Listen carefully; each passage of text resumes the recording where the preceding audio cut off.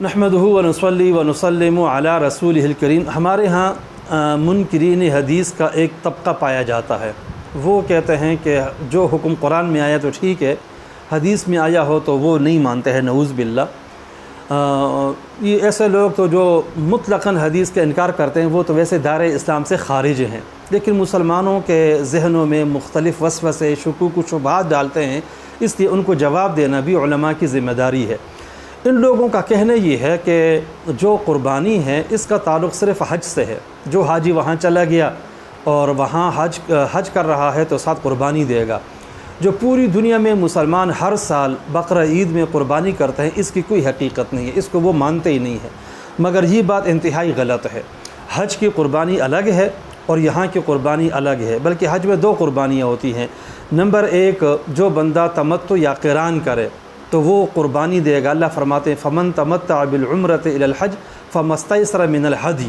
جو حج عمرہ دونوں کو جمع کر لیتا ہے، تمتع اور قران کر لیتا ہے، تو وہ قربانی وہاں پہ کرے گا۔ اس کے علاوہ اگر کوئی بندہ وہاں جنایات حج میں سے کسی کا ارتکاب کرے تو وہاں پہ جنایت کے طور پر پھر دم دینا پڑتا ہے، وہ بھی قربانی کی ایک قسم ہے۔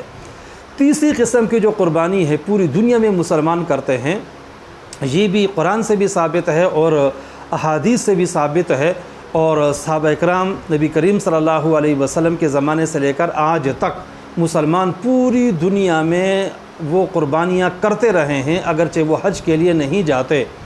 جو غیر حاجی ہیں وہ بھی کیا کرتے ہیں، اور اس کی سب سے بڑی دلیل یہ ہے کہ جامع الترمذی میں عبداللہ ابن عمر رضی اللہ تعالی عنہما کی روایت ہے کہ اقام النبی صلی اللہ علیہ وسلم بالمدینۃ 10 سنین یضحی، اس میں آتا ہے کل سنہ۔